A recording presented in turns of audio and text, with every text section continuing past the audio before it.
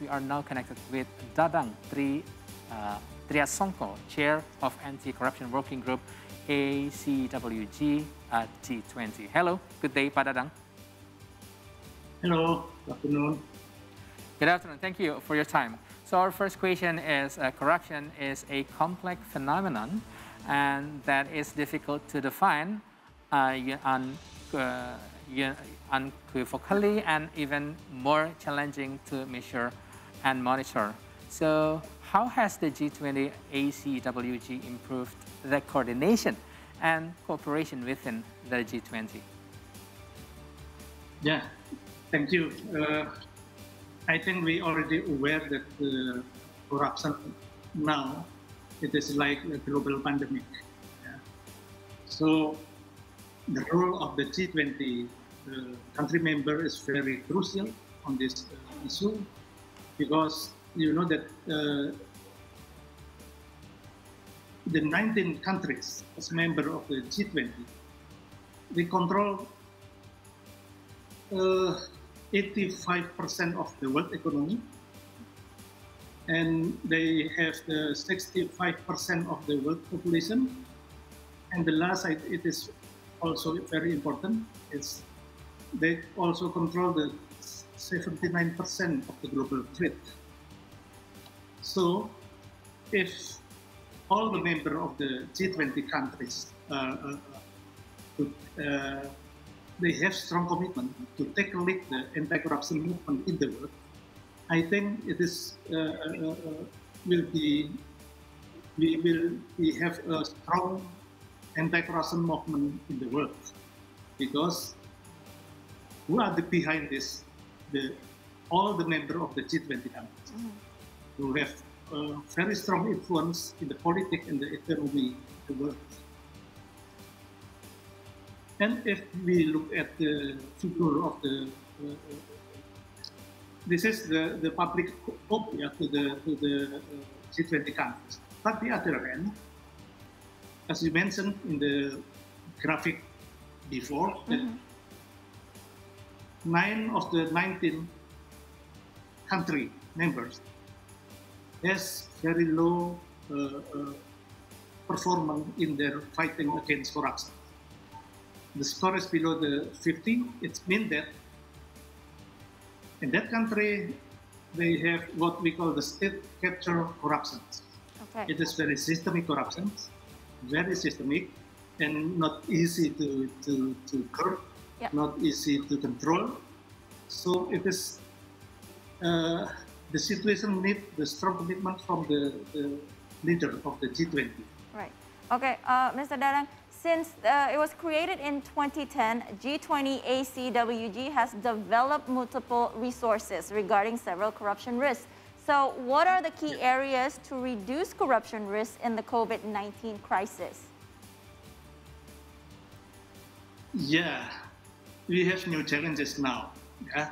In the last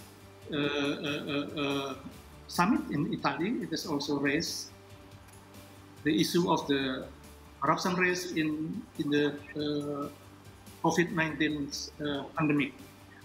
And now, I think it is still a very crucial issue, and that's why the anti-corruption working group of the C20 put it in our priority.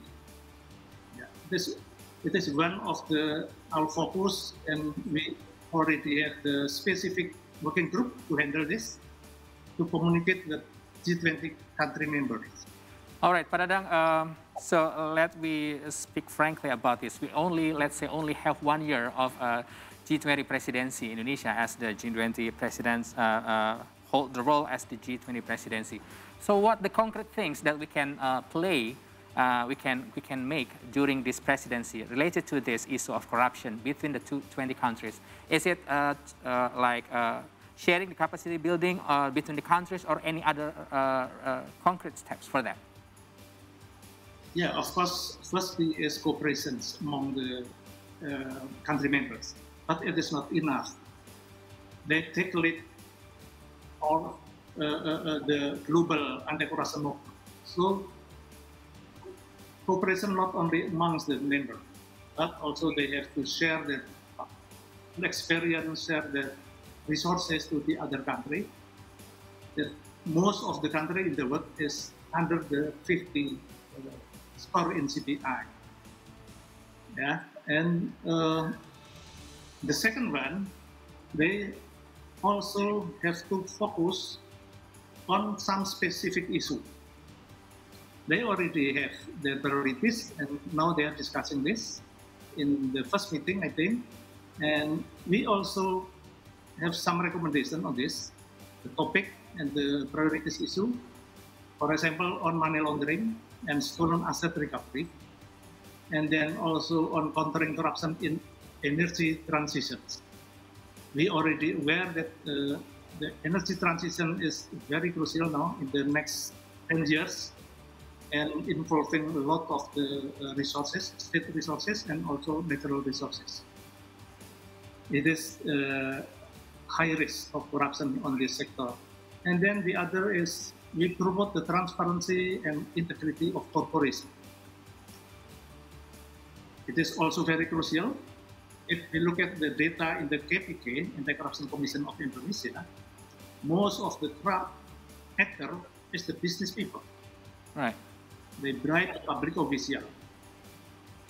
So we cannot address only the public official, but at the same time, we also have to help the private sector to improve their governance, to build the anti-corruption system within their corporation. All right, Pak Danang. And the other, okay. Yes, unfortunately, we have only the limited time right now. Thank you very much for your explanation. I mean, we have already got the main message that we have the main priority during this G20 presidency related to the money laundering and of course related to the energy transition issue for the same time, because this is the important phase for the next 10 years or a decade, next decade. Yeah. Thank you very much, Pak Danang, for your time. Thank you. Thank you for this opportunity.